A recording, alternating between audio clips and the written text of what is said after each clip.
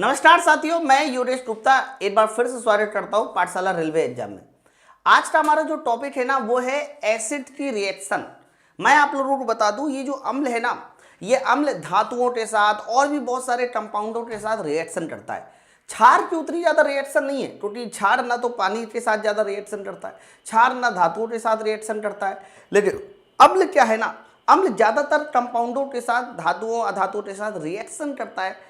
तो अम्ल की रिएक्शन बहुत ज्यादा इंपॉर्टेंट है और अम्ल और क्षार भी आपस में रिएक्शन करते हैं। तो आज के टॉपिक में मैं आपको अम्ल की रिएक्शन समझाने वाला हूं, एसिड की रिएक्शन। ओके, तो बहुत ध्यान से समझना। लगभग 5 रिएक्शन है और ये पांचों रिएक्शन आपको एकदम रटी हुई होनी चाहिए, ठीक है। जैसे कि आप लोग देख पा रहे हैं कि सबसे पहले लिखा है कि अम्ल की सबसे पहली रिएक्शन विद बेस, कि अम्ल अगर बेस के साथ क्रिया करता है तो क्या होगा, क्षार के साथ। तो आप लोग हमेशा इस बात को ध्यान रखना, जब भी कभी हम लोग किसी भी एसिड को उठा ले, कोई भी अम्ल को उठा ले, तो अम्ल की क्रिया यदि हमने किसके साथ करा दिया है, क्षार के साथ करा दिया, तो याद रखना अम्ल जब भी कभी क्षार के साथ रिएक्शन करता है तो वो क्या बनाता है, तो वो सर सॉल्ट बनाता है। और सॉल्ट के साथ बताइए क्या बनाता है, पानी। पानी के साथ मेरे भाई ये कुछ मात्रा में ऊष्मा भी बनाता है, हीट भी बनाता है। तो अम्ल की क्रिया अगर तुमने क्षार के साथ करा रखी है तो ध्यान रखना सॉल्ट बनेगा, पानी बनेगा और कुछ मात्रा बताइए क्या बनेगी, हीट बनेगी। एक बात और याद रखिएगा, इसके बहुत सारे एग्जाम्पल भी हो सकते हैं। आप देखो, आप मान लो अम्ल में आपने क्या ले लिया, HCl ले लिया फॉर एग्जाम्पल। क्षार में मान लीजिए आपने NaOH ले लिया फॉर एग्जाम्पल। तो आप बताओ अगर इन दोनों की रिएक्शन होगी तो क्या होगा। तो HCl और NaOH की रिएक्शन होगी तो मेरे दोस्त NaCl बनेगा और NaCl के साथ बताइए क्या बन जाएगा, पानी। चेक कीजिए, यही होगा। पानी पता क्यों बनता, पानी इसलिए बनता है क्योंकि अम्ल के पास होता है H आयन और क्षार के पास होता है OH आयन। H और OH आयन आपस में मिलकर क्या बना देते हैं, H2O बना देते हैं, है ना। और भी रिएक्शन देखते हैं, जैसे कि मान लीजिए हमने अम्ल के लिए लिया होता है H2SO4 और क्षार के लिए हमने अगर ले लिया होता फिर से, या NaOH ले लीजिए, तो NaOH ले लेंगे तो हमें ना यहाँ पर 2NaOH लेना होगा, 2NaOH लेना होगा। आप कैसे समझे 2NaOH लेना होगा, अगर यहाँ हाइड्रोजन 2 हैं तो वहां OH आयन भी 2 होने चाहिए, तभी तो 2H2O बाहर निकलेगा, है ना। इसीलिए आप देखो जब ये रिएक्शन होगी तो यहां पर 2H2O बाहर निकलेगा सब, और सोडियम का सल्फेट के साथ जो लवण बनता है, सोडियम का सल्फेट के साथ जो लवण बनता है वो बन जाएगा Na2SO4, Na2SO4। तो जब भी कभी अम्ल और क्षार आपस में रिएक्शन करेंगे तो लवण बनाएंगे, पानी बनाएंगे। और भी बहुत सारे एग्जाम्पल लिए जा सकते हैं, जैसे कि अम्ल के लिए आपने सोडियम, या अम्ल के लिए आपने कार्बोनिक एसिड ले लिया H2CO3। H2CO3 एक तरह का कार्बोनिक एसिड होता है, H2CO3 के नाम से जाना जाता है। और यहां पर हमने ले लिया NaOH। NaOH हमारा क्या है, एक तरह का क्षार है, एक तरह का क्या है, क्षार। बच्चों जैसे ही रिएक्शन करेगा तो यहां पर भी एक कंपाउंड बनेगा, लेकिन चूंकि यहाँ 2H2O है तो यहां पर हमने क्या बना दिया, 2NaOH बना दिया। और जैसे ही हमने 2NaOH किया तो यहां से हमारा बन जाएगा Na2CO3। चेक कीजिए, Na2CO3। और यहां पर बताइए क्या बन जाएगा, 2H2O बाहर आ जाएगा। तो फाइनली ये बात क्लियर हो जाती है कि किसी भी अम्ल की रिएक्शन अगर आपने क्षार के साथ करा रखी है तो ध्यान रखेंगे आप सब लोग, एक सॉल्ट बनेगा, सॉल्ट के साथ हमारा पानी बनेगा। ओके, क्लियर है इतना। अरे तो अम्ल की क्रिया क्षार के साथ कराई जाती है तो हमारा सॉल्ट बनता है, पानी बनता है। इसी क्रिया को उदासीनीकरण कहते हैं, न्यूट्रलाइजेशन, क्योंकि ये एक दूसरे को न्यूट्रलाइज करते हैं। अब इसके हमारे डेली लाइफ में बहुत सारे एग्जाम्पल है, जैसे कि आपको बता दें पेट में अम्लता को खत्म करना। आपको पता है कि जब भी कभी पेट में आपकी एसिडिटी ज्यादा हो जाती है तो पेट में HCl ज्यादा होता है। HCl ज्यादा होने पर आप लोग क्या पीते हो, इनो पीते हो। बच्चों ध्यान रखना, इनो में एक तरह का क्षार होता है जिसे आप बोलते हो MgOH का होल ट्वाइस। MgOH के होल ट्वाइस को बोला जाता है मिल्क ऑफ मैग्नीशिया।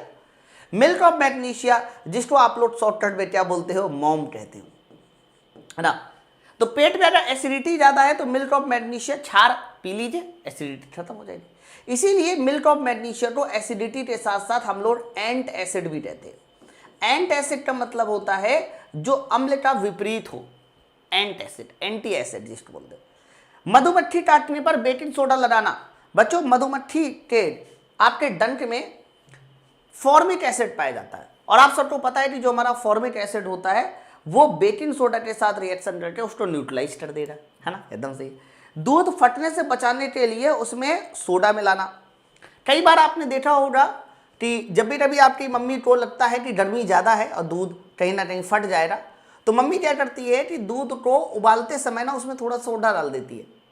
जैसे ही सोडा डाला जाता है तो दूध का जो लैक्टिक एसिड होता है, दूध में लैक्टिक एसिड पाया जाता है, और वो लैक्टिक एसिड देखिए क्या करता है सर, वो लैक्टिक एसिड सोडा डालने के बाद यानी क्षार डालने के बाद एक दूसरे को न्यूट्रलाइज कर देता है।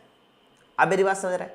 तो ऐसे डेली लाइफ में बहुत सारे प्रोसेस होते हैं, और जिस प्रोसेस के थ्रू हम लोग कहीं ना कहीं अम्ल को क्षार के साथ न्यूट्रलाइजेशन करते हैं, उसी प्रक्रिया को हम लोग न्यूट्रलाइजेशन उदासीनीकरण के नाम से जाना जाता है, जिसमें अम्ल और क्षार रिएक्शन करते हैं, लवण बनाते हैं और पानी बनाते हैं। अब बच्चों ये जो लवण बनता है ना, कई बार तुमसे इनका नेचर भी पूछ लेता है कि भैया इन लवण का नेचर कैसा होना चाहिए, इन सॉल्ट का नेचर कैसा होना चाहिए।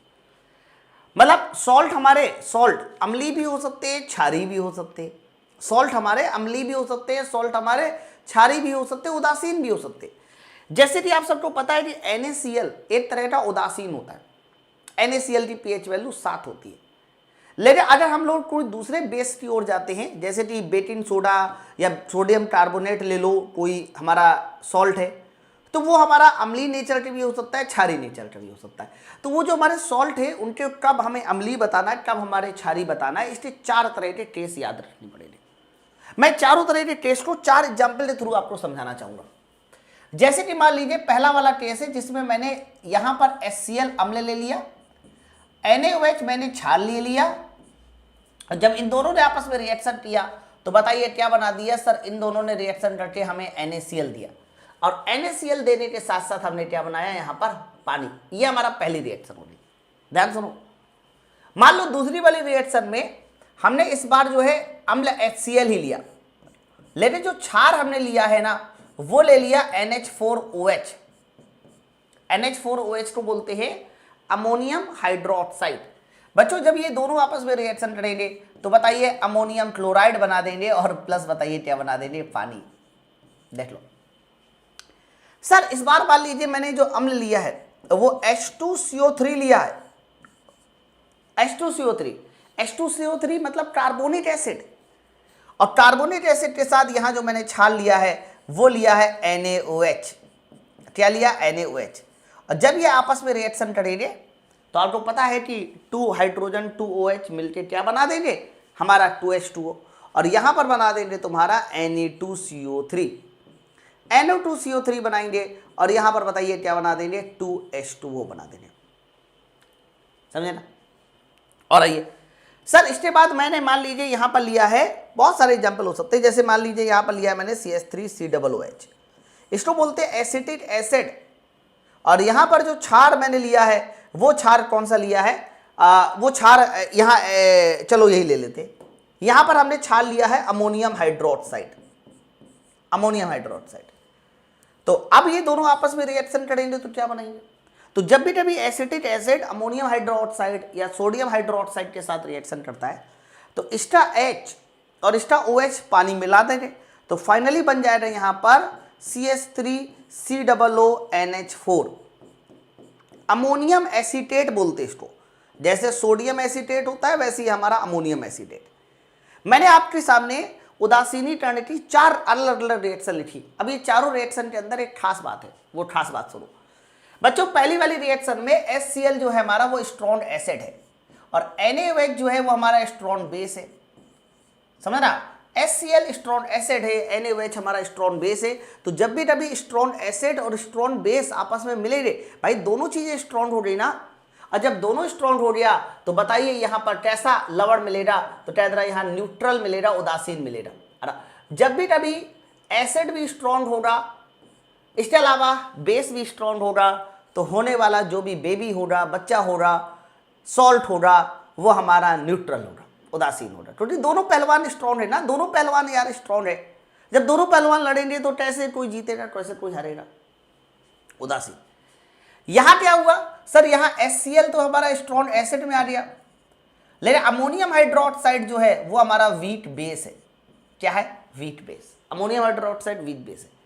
अब यहां देखो स्ट्रॉन्ग एसिड है अगर स्ट्रॉन्ग एसिड है तो 101% यहाँ जो अमोनियम क्लोराइड आया है वो किस नेचर का आया है, वो हमारा एसिडिक आएगा क्योंकि स्ट्रॉन्ग एसिड है, हाँ वीक बेस है। एसिडिक आया है तो अमोनियम क्लोराइड अम्लीय नेचर का होगा और पीएच वैल्यू 7 से कम होगी, पीएच वैल्यू 7 से कम। अरे इस बार हमने कार्बोनिक एसिड लिया। कार्बोनिक एसिड का मतलब क्या हुआ सर? कार्बोनिक एसिड का मतलब ये हुआ कि ये हमारा वीट एसिड है। ये कैसा एसिड है सर? ये हमारा वीट एसिड है। और NaOH क्या होता है मेरे दोस्त? NaOH हमारा स्ट्रॉन्ग बेस होता है। इस बार बेस स्ट्रॉन्ग हो गया। अगर बेस स्ट्रॉन्ग हो गया, वीट एसिड है, तो इसका मतलब ये जो हमारा सोडियम कार्बोनेट बना है ये हमारा बेसिक नेचर का बनेगा। अब बेसिक नेचर का मतलब हो गया इसकी पीएच वैल्यू 7 से हमारी क्या हो रही? ज्यादा हो रही, क्षारीय प्रकृति का। लास्ट वाला देखिए, लास्ट वाले में आप डॉट से देखिए तो यहां पर CH3COOH ये क्या है सर? ये हमारा वीट एसिड है, वीट एसिड है, कमजोर अम्ल। अमोनियम हाइड्रोक्साइड ये हमारा वीट बेस है। मतलब एक हमारा वीट एसिड है तो दूसरा हमारा वीट बेस है। एक वीट एसिड है, दूसरा हमारा वीट बेस है। तो आप बताओ वीट एसिड वीट बेस है तो आप मुझे बताइए ये कैसा बनेगा? तो कह देना जब दोनों के दोनों वीट है सर तो इसका मतलब इसका नेचर न्यूट्रल बनने वाला है, यानी इसकी जो पीएच वैल्यू होगी वो हमारी किसके बराबर होगी? 7 के बराबर ही होगी। इसे बोलते हैं, इसे क्या बोलते हैं? Ammonium acetate, ammonium acetate. इसी तरह से सोडियम एसीटेट होता है जब लास्ट में आप Na लगा देते हैं। तो मेरे कहने का अर्थ ये है कि आपका जो बनने वाले सॉल्ट है वो हमारे न्यूट्रल भी हो सकते हैं, अम्लीय भी हो सकते हैं, क्षारीय भी हो सकते हैं। ऐसे कोई भी सॉल्ट आपको पहचानना आना चाहिए कि कब हमारे सॉल्ट अम्लीय नेचर के बनेंगे, कब हमारे सॉल्ट क्षारीय नेचर के बनेंगे। ये सारे सॉल्ट आपको पहचानने आने चाहिए। मैं एक दो सॉल्ट और भी आपको एग्जाम्पल के थ्रू कराता हूँ। जैसे कि मान लीजिए मैंने आपसे कहा होता कि मार साहब ये बताओ जरा, ये जो CH3COONA है, मतलब CH3COONA जिसको आप बोलते हैं सोडियम एसीटेट, इसका नेचर बताइए कि इसका नेचर कैसा होगा? अम्लीय होगा कि क्षारीय होगा? CH3COONA। ऐसे और भी बहुत सारे एग्जाम्पल हो सकते हैं। जैसे कि मैंने आपसे कह दिया होता कि सर आप एक और नेचर बताइए। आप बताइए जरा सोडियम सल्फेट Na2SO4 का जरा मुझे नेचर बताइए कि Na2SO4 का नेचर कैसा है? ये नेचर हमारा क्षारीय है कि अम्लीय है? सोडियम सल्फेट, इसका नेचर आपको बताना है। सुनना है ना सब लोग? ऐसे और भी बहुत सारे एग्जाम्पल हो सकते हैं जिसमें आप लोगों का नेचर पूछा जा सकता है कि भैया आप बताओ इसका नेचर हमारा कैसा होना चाहिए। मैग्नीशियम कार्बोनेट ले लो, मैग्नीशियम कार्बोनेट, चलो इन्हीं दोनों का देख लेते। तो बस आपको ये समझना है कि ये दोनों बनते कैसे, मतलब इनके पेरेंट्स एसिड और पेरेंट्स बेस क्या हैं। अगर आपने पेरेंट्स एसिड और पेरेंट्स बेस समझ लिया तो काम खत्म। अब CH3COONA है तो ये कैसे बना होगा सर? ये बना होगा तुम्हारा CH3COOH प्लस NaOH, इन्हीं दोनों से मिलकर बना होगा। अब आप खुद, और ये कैसे बना होगा? सोडियम सल्फेट, सोडियम सल्फेट बना होगा तुम्हारा H2SO4 प्लस NaOH से। बोलो यहां तक क्लियर है? तो आप मुझे बताओ जरा इसमें क्या है? तो ये तुम्हारा वीट एसिड हो गया और NaOH क्या हो गया? ये तुम्हारा स्ट्रॉन्ग बेस हो गया। देख लो, वीट एसिड स्ट्रॉन्ग बेस, तो 101% इसका नेचर बेसिक पे जाएगा, यानी क्षारीय में जाएगा। और क्षार है तो पीएच वैल्यू 7 से ज्यादा होगी। इधर आइए सर, ये क्या है सर? ये स्ट्रॉन्ग एसिड है और ये तुम्हारा क्या है? Strong base. दोनों चीजें स्ट्रॉन्ग हो गई, तो जब दोनों हमारे स्ट्रॉन्ग हो गए तो इसका नेचर हमारा न्यूट्रल में जाएगा। और न्यूट्रल मतलब उदासीन, उदासीन कह दो या पीएच वैल्यू हमारे 7 के बराबर कह दो। आपके मन में जो भी एग्जाम्पल आ रहे हो, अलग अलग तरह के कोई भी एग्जाम्पल आप बना सकते हैं। हर एक एग्जाम्पल में बताने की बस आपको कैपेसिटी होनी चाहिए कि हाँ सर इस एग्जाम्पल में ये होने वाला है और मेरे भाई इस एग्जाम्पल में ये होने वाला है। बताइए, बात सबको क्लियर है? जैसे कि एक और एग्जाम्पल ले ले, हम लोग ले सकते हैं अमोनियम सल्फेट। मुझे आप लोग कमेंट सेक्शन में बताना, अगर मैं आपसे कह दूं कि अमोनियम सल्फेट, अमोनियम सल्फेट होता है NH4 का होल ट्वाइस SO4, इसको बोला जाता है अमोनियम सल्फेट। आप लोग मुझे कमेंट सेक्शन में बताएंगे कि अमोनियम सल्फेट का जो नेचर है वो कैसा नेचर होना चाहिए, कि अमोनियम सल्फेट हमारा अम्लीय होना चाहिए कि क्षारीय। बस ये देख लीजिए ना किससे मिलके बना है ना। तो फाइनली हमारी एक रिएक्शन खत्म हुई है। तो लवण कितने तरह के हो सकते हैं सर? लवण हमारे उदासीन हो सकते हैं, अम्लीय हो सकते हैं, क्षारीय हो सकते हैं। तो ये जस्ट एक डेफिनेशन है। अम्ल और क्षार की क्रिया से बनने वाले लवण कहलाते हैं। अम्लीय लवण कब बनते हैं? प्रबल अम्ल दुर्बल क्षार से। क्षारीय लवण कब बनते हैं? दुर्बल अम्ल प्रबल क्षार से। उदासीन लवण कब बनते हैं? प्रबल अम्ल प्रबल क्षार या दुर्बल अम्ल और दुर्बल क्षार से उदासीन। इसके एग्जाम्पल आप सब लोगों ने देख ही लिए हैं, ढेर सारे एग्जाम्पल मैंने कहा रखे हैं। आप देखो 4 ये 3 ये 7 एग्जाम्पल है, इनमें से कुछ हमारे अम्लीय होंगे, कुछ क्षारीय होंगे, कुछ उदासीन होंगे, कर लीजिएगा, है ना। तो ये डेफिनेशन आप सब लोग जरूर लिख लीजिएगा बच्चों। इसके बाद जो भी हमारे सॉल्ट होते हैं उनकी कुछ प्रॉपर्टी होती है। ध्यान रखना है जो सॉल्ट होते हैं ना वो आयनिक कंपाउंड होते हैं एक तरह के, तो धनायन और ऋणायन से मिलकर बना होते हैं। इसलिए जितने भी हमारे सॉल्ट्स होते हैं वो हमारे हमेशा सॉलिड में जाएंगे।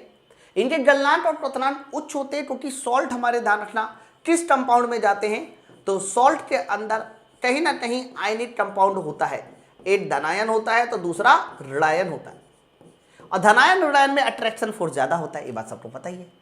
तो इसका अर्थ ये हुआ कि यह हमारे गलनांक में उच्च होंगे, जल में घुलनशील होंगे, आयनिक कंपाउंड जल में घुलनशील होते, विद्युत के सुचालक होते लेकिन जलीय विलयन, और ये हमारे आयनिक होते। तो ये सारे के सारे वही गुण हैं जो कहीं ना कहीं हमारे आयनिक कंपाउंड के थे। तो बच्चों पहली रिएक्शन अभी खत्म हुई है सारी। पहली रिएक्शन क्या थी? अम्ल और क्षार मिलेंगे, लवण बनाएंगे, पानी बनाएंगे, है ना। चलो अम्ल की अब दूसरी रिएक्शन शुरू। बच्चों अम्ल धातु ऑक्साइड के साथ रिएक्शन करते हैं तो क्या होता है? ओके, सबसे पहले तो आपको मैं बता दूं धातु के ऑक्साइड जैसे कि Na2O, जैसे कि मैग्नीशियम ऑक्साइड, जैसे कि कैल्शियम ऑक्साइड, ये सब मेटल ऑक्साइड है। और मेटल ऑक्साइड नेचर में कैसे होते हैं तो क्या देना, मेटल ऑक्साइड नेचर में क्षारीय होते हैं। इसीलिए तो ये अम्ल के साथ रिएक्शन करते हैं। रिएक्शन हमेशा ना अपोजिट नेचर में होती है। कभी अम्ल के साथ रिएक्शन नहीं करेगा, अम्ल क्षार के साथ रिएक्शन करेगा। तो मेटल ऑक्साइड क्षारीय नेचर के होते हैं, इसीलिए ध्यान रखना हमारे पास मेटल ऑक्साइड की रिएक्शन अम्ल के साथ होती है। चलो एक एग्जाम्पल ले लेते हैं। जैसे कि मैंने मान लीजिए HCl एक एग्जाम्पल लिया, हमने HCl की रिएक्शन सोडियम ऑक्साइड के साथ करा दिया। तो बच्चों जैसे ही सोडियम ऑक्साइड के साथ कराया तो मुझे समझ में आया कि सोडियम ऑक्साइड जैसी रिएक्शन करेगा तो बताइए क्या बना देगा, NaCl बना देगा, 2NaCl, और 2NaCl के साथ साथ हमारा H2O बना देगा। देखो यानी मेटल ऑक्साइड जब अम्ल के साथ रिएक्शन करता है तो एक लवण बनता है, लवण के साथ पानी बनता है। यहां भी लवण और पानी बनना है। और भी एग्जाम्पल ले लीजिए, जैसे कि मान लीजिए मैंने अम्ल के लिए H2SO4 ले लिया और मेटल ऑक्साइड मैंने MgO ले लिया, MgO, ठीक है, मैग्नीशियम ऑक्साइड। तो बताइए हमारा लवण क्या बन जाएगा, सॉल्ट बन जाएगा हमारा MgSO4, और प्लस बताइए क्या बन जाएगा, पानी बन जाएगा। और भी तुम्हारे मन में कोई एग्जाम्पल आ रहा है ले लो। जैसे कि मान लीजिए अम्ल के लिए मैंने H2CO3 ले लिया और मेटल ऑक्साइड में हमने कैल्शियम ऑक्साइड ले लिया। जो भी तुम्हारे मन में आ रहा हो, ऐसा नहीं है, कुछ भी ले सकते। तो आप बताओ क्या बन जाएगा, कैल्शियम कार्बोनेट बन जाएगा, और प्लस बताइए क्या बन जाएगा, पानी बन जाएगा। आप मेरी बात समझो ना। तो इसकी जनरल रिएक्शन क्या होगी सर? जनरल रिएक्शन इसकी ये हो जाएगी कि जब भी कभी कोई भी एसिड मेटल ऑक्साइड के साथ रिएक्शन करता है, जब भी कभी कोई भी एसिड मेटल ऑक्साइड के साथ रिएक्शन करता है बच्चों, तो एक सॉल्ट बनाता है, और सॉल्ट के साथ क्या करता है, पानी बनाता है ना। सॉल्ट के साथ बताइए क्या बनाता है, पानी बनाता है। ये हमारे कहीं ना कहीं किसकी रिएक्शन है, रिएक्शन विद मेटल ऑक्साइड। आप भी 2-4 एग्जाम्पल तुम्हारे मन में आए कर लो, है चलो। तो वही बात यहां पर लिखी गई है। तीसरी वाली रिएक्शन कि कोई भी अम्ल अगर कार्बोनेट या बाइकार्बोनेट के साथ रिएक्शन करता है तो क्या होता है। ओहो, ये बहुत अच्छी बात है। कार्बोनेट या बाइकार्बोनेट के साथ रिएक्शन करता है तो क्या होता है। ओके सुनो अब ध्यान से। जैसे कि मान लीजिए हमारे पास कोई एक एसिड है। अब ये कोई एसिड जो है ना किसी कार्बोनेट के साथ रिएक्शन करता है या बाइकार्बोनेट, कार्बोनेट ले लो या बाइकार्बोनेट ले लो, तो हमेशा इस बात को ध्यान रखना, एक हमारा सॉल्ट बनेगा, सॉल्ट के साथ CO2 बनेगा, CO2 गैस बनती है, और प्लस बताइए क्या बनेगा, पानी बनेगा। अब इसको समझने के लिए मैं आपको 2-4 एग्जाम्पल जरूर दूंगा। जैसे कि मान लीजिए हमने HCl लिया, HCl की क्रिया हमने करा दिया NaSCO3 के साथ, NaSCO3 बाइकार्बोनेट है। बाइकार्बोनेट हमेशा ध्यान रखना HCO3 होता है। अगर मैं आपसे बोलूं कि ये जो HCO3 है माइनस ये कौन सा आयन होता है, तो कह देना ये हमेशा बनाता है बाइकार्बोनेट। सुन रहे हैं ना सब लोग। और CO3 माइनस माइनस ये क्या है, तो ये हमारा बनाता है कार्बोनेट आयन। ये हमारा कार्बोनेट आयन होता है, जैसे कि मैग्नीशियम कार्बोनेट, है ना। चलो तो बताओ, रिएक्शन कंप्लीट होने के लिए हमारा NaCl के साथ NaCl बना लेगा, प्लस आपका CO2 गैस बन जाएगी, और प्लस देख लीजिए पानी बन जाएगा। रिएक्शन एकदम कंप्लीट है, चेक कर लीजिए। मैंने अभी बाइकार्बोनेट के साथ रिएक्शन कराई है, आप चाहो तो कार्बोनेट के साथ भी करा लो भैया, क्या बात है। मान लीजिए यहां पर मैंने अम्ल ले लिया H2SO4 और कार्बोनेट ले लिया हमने Na2CO3। कार्बोनेट क्या ले लिया, Na2CO3। रिएक्शन करा दीजिए, बनेगा वही, बस रिएक्शन बैलेंस करना तुम्हें आनी चाहिए। तो क्या बन जाएगा तुम्हारा, Na2SO4 बन जाएगा, और प्लस बताइए क्या बन जाएगा सर, प्लस हमारा CO2 बन जाएगा, और प्लस बताइए क्या बन जाएगा, पानी, प्लस पानी। कुछ भी ले लो यार, है ना। तो आप देखो ना, और भी जंप लेने हैं क्या, चलो ले लो, कोई और जंप ले लो। मान लो अम्ल में आप तुम्हारे पास कोई है, अम्ल में H2CO3, अब देखो CO3 नहीं ले सकते, H2CO3 नहीं ले सकते, ये ध्यान रखना। अरे आपने H2CO3 लिया तो इसका मतलब कार्बोनेट की रिएक्शन तुम कार्बोनेट के साथ कर रहे हो, जो कि पॉसिबल नहीं है, इस बात को ध्यान रखिएगा। H2CO3 किसी कीमत में हम लोग नहीं ले सकते, ठीक है। मान लो फिर से मैंने HCl ही ले लिया, लेकिन इस बार मैंने HCl के साथ साथ Na2CO3 लिया। तो जैसे ही मैंने यहां Na2 देखा तो मुझे 2HCl लगाना पड़ेगा। तो यहां पर क्या बन जाएगा, सबसे पहले तो 2NaCl बन जाएगा, और 2NaCl के साथ साथ हमारा CO2 गैस प्लस पानी। ये देखो रिएक्शन अभी भी पूरी तरह से कंप्लीट है। तो जब भी कभी कोई भी अम्ल किसी कार्बोनेट के साथ रिएक्शन करता है तो वो हमारा CO2 गैस सॉल्ट प्लस पानी बनाता है। ओके, चलो नेक्स्ट, धातु के साथ रिएक्शन। बिल्कुल, अम्ल क्या होते हैं, मेटल के साथ भी रिएक्शन करते हैं। जैसे कि मान लीजिए तुमने HCl लिया, HCl की रिएक्शन तुमने मेटल के साथ करा दिया। तो जब भी कभी कोई भी अम्ल मेटल के साथ रिएक्शन करता है तो वो अपना सॉल्ट बना लेता है, और सॉल्ट बनाने के साथ साथ हाइड्रोजन गैस रिलीज करता है। कौन सी गैस, हाइड्रोजन गैस। हाँ, रिएक्शन बहुत इंपॉर्टेंट है। कार्बोनेट के साथ CO2 गैस बनती है, और मेटल के साथ कौन सी गैस बनती है, हाइड्रोजन गैस बनती है। एक सेकेंड, हेलो